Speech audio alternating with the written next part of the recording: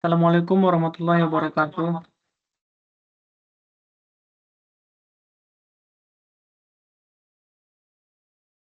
Perkenalkan,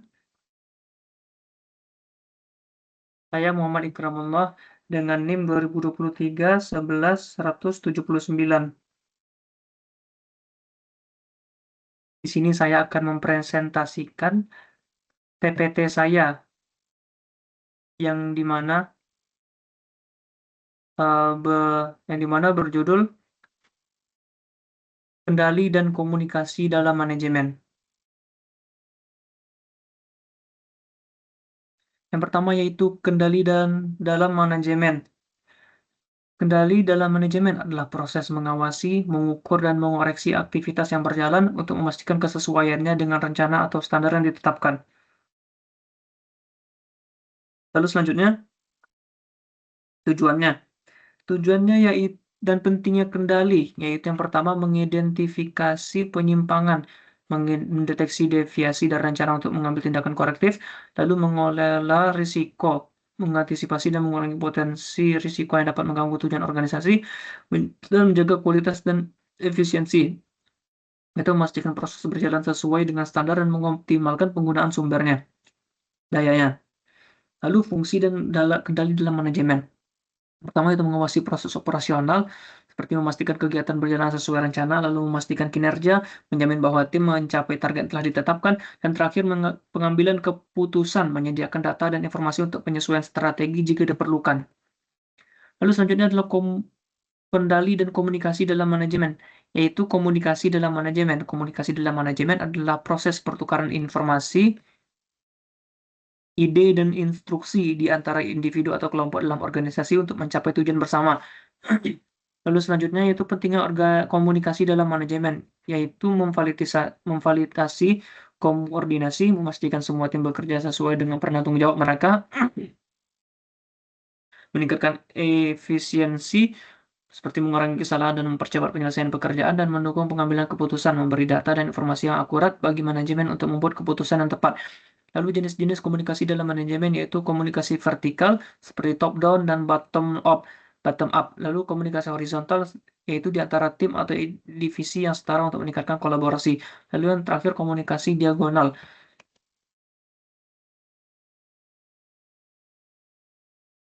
Selanjutnya adalah hubungan antara kendali dan komunikasi dalam manajemen. Yang pertama itu kenapa kendali dan komunikasi saling berkaitan. Ini karena kendali dan komunikasi saling mendukung untuk mencapai tujuan organisasi. Tanpa komunikasi yang baik, kendali menjadi kurang efektif karena informasi yang tidak akurat atau terlambat dapat menghambat tindakan korektif. Sebaliknya, kendali yang baik membantu menjaga efektivitas komunikasi karena mengidentifikasi penyimpangan atau hambatan komunikasi dalam organisasi. Lalu manfaat kombinasi kendali dan komunikasi yang baik yaitu mempercepat respon terhadap masalah. Dengan komunikasi yang efektif, penyimpangan dapat langsung dilaporkan dan kendali dapat diterapkan segera, lalu meningkatkan efisiensi operasional. Selanjutnya meningkatkan transparansi dan kepercayaan. Lalu jenis-jenis kendali dalam manajemen yaitu meningkatkan efisiensi dan efektivitas operasional, seperti kendali preventif, yaitu upaya pencegahan dilakukan sebelum masalah muncul untuk memastikan proses berjalan sesuai standar. Contohnya itu pelatihan karyawan tentang prosedur keselamatan sebelum memulai proyek. Lalu kendali detektif, yaitu mengidentifikasi dan mendeteksi masalah atau penyimpangan setelah terjadi, sehingga tindakan korektif dapat diambil. Lalu selanjutnya, kendali korektif, yaitu mengoreksi atau memperbaiki penyimpangan yang sudah terdeteksi untuk memastikan tujuan tercapai. Lalu selanjutnya yaitu penerapan dalam manajemen, yaitu kombinasi ketiga jenis kendali ini memungkinkan organisasi untuk mencegah, mendeteksi, dan memperbaiki masalah sehingga menjaga efisiensi dan kualitas operasional.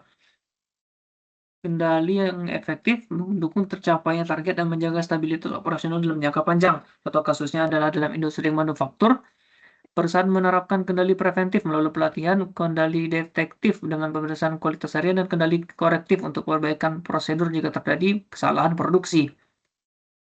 Selanjutnya jenis-jenis komunikasi dalam manajemen, yaitu ada komunikasi vertikal yang terdiri dari top down, yaitu alur komunikasi dari manajemen ke karyawan untuk menyampaikan instruksi, kebijakan, dan arahan. Lalu bottom up yaitu alur dari karyawan ke manajemen untuk memberikan umpan balik, laporan, atau saran. Selanjutnya adalah komunikasi horizontal, alur komunikasi antar individu atau kelompok yang berada pada tingkat yang sama dan hierarki organisasi untuk mendukung koordinasi dan kolaborasi. Dan yang ketiga itu penjadwalan dan pengaturan. Tentukan tampilan untuk tiap aktivitas termasuk tanggal mulai dan sesi selesai. Buat jadwal pelaksanaan terstruktur, mempertimbangkan ketergantungan antar aktivitas. Lalu selanjutnya itu kasus kendali dalam perusahaan, pengendalian kualitas di perusahaan manufaktur PT RON. Yang pertama yaitu konteks kasus. PT RON adalah perusahaan manufaktur yang memproduksi komponen elektronik. Kualitas produk sangat krusial karena komponen yang cacat dapat mengakibatkan kerugian besar bagi pelanggan. Implementasi sistem kendali yang pertama yaitu kendali preventif. PT RON memberikan pelatihan khusus kepada karyawan tentang standar kualitas dan prosedur produksi yang harus diikuti. Penerapan pemeriksaan bahan baku untuk memastikan kualitas sebelum digunakan dalam produksi. Lalu kendali detektif. Sistem inspeksi otomatis dipasang selama proses produksi untuk mendeteksi komponen cacat atau tidak memenuhi standar. Inspeksi berkala dilakukan oleh tim kontrol kualitas untuk memastikan produk yang diselesaikan sesuai dengan spesifikasi. Lalu ketiga itu kendali korektif, yaitu ketika cacat terdeteksi, proses produksi dihentikan sementara untuk mengidentifikasi dan memperbaiki sumber masalah. PT RON mengevaluasi dan memperbaiki prosedur untuk mencegah terulangnya kesalahan yang sama masa mendatang. Hasil dari sistem kendali itu peningkatan kualitas produk, penghematan biaya, dan peningkatan efisiensi operasional. Lalu kasus komunikasi dalam perusahaan. Komunikasi efektif di perusahaan teknologi PT GET. Yang pertama konteks kasusnya itu PT GET adalah perusahaan teknologi yang memiliki tim yang tersebar di berbagai negara. Tantangan utama adalah mengatasi komunikasi lintas tim dan memastikan semua anggota tim terhubung dan terkoordinasi.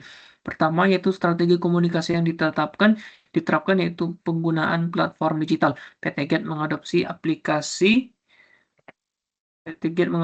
aplikasi komunikasi seperti Slack and Room untuk memfasilitasi komunikasi real time di antara anggota tim terlepas dari lokasi. Lalu menerapkan sistem manajemen proyek seperti Trello atau Asana untuk memantau kemajuan tugas dan proyek secara transparan. Lalu rapat rutin seperti mengadakan rapat check-in mingguan untuk membahas tantangan dihadapi dan langkah selanjutnya. Lalu melibatkan anggota dari berbagai departemen untuk mendapatkan perspektif yang beragam. Lalu yang ketiga, saluran umpan balik, menciptakan saluran perbalik yang terbuka yang dapat membuat karyawan menyampaikan ide dan masukan langsung pada manajemen. Lalu melakukan survei bulanan dan untuk mengukur kepuasan karyawan terhadap proses komunikasi. Hasil yang didapat yaitu peningkatan koordinasi tim yang bekerja lebih efisien, mengurangi kesalahpahaman, dan peningkatan kolaborasi. Proyek selesai tepat waktu, pengelolaan proyek yang lebih baik, dan dengan komunikasi yang jelas memungkinkan penyelesaian proyek tepat waktu. Dan ketiga, kepuasan karyawan meningkat. Survei menunjukkan peningkatan kepuasan karyawan sebesar 30% terkait dengan keterlibatan dan komunikasi dalam tim. Kesimpulan dari kasus adalah kendali dan komunikasi adalah dua aspek krusial dalam manajemen yang saling mendukung dan mencapai tujuan organisasi. Kendali memastikan bahwa proses dan hasil sesuai dengan rencana melalui berbagai sistem seperti kendali preventif, detektif, dan korektif yang membantu mengidentifikasi dan memperbaiki penyimpangan. Sementara itu, komunikasi yang efektif baik vertikal, horizontal maupun diagonal meningkatkan koordinasi tim, mempercepat pengambilan keputusan, dan mengurangi kesalahpahaman. Kombinasi antara kendala yang baik dan komunikasi yang lancar berkontribusi pada efisiensi operasional, kualitas produk, dan kepuasan karyawan serta pelanggan, menjadikannya fondasi yang penting untuk kesuksesan jangka panjang organisasi. Baiklah, itu saja paparan materi dari saya. Lebih dari kurangnya saya mohon maaf. Saya Muhammad Ikramullah dengan NIM 2023 11 179 izin mundur diri. Wassalamualaikum warahmatullahi wabarakatuh.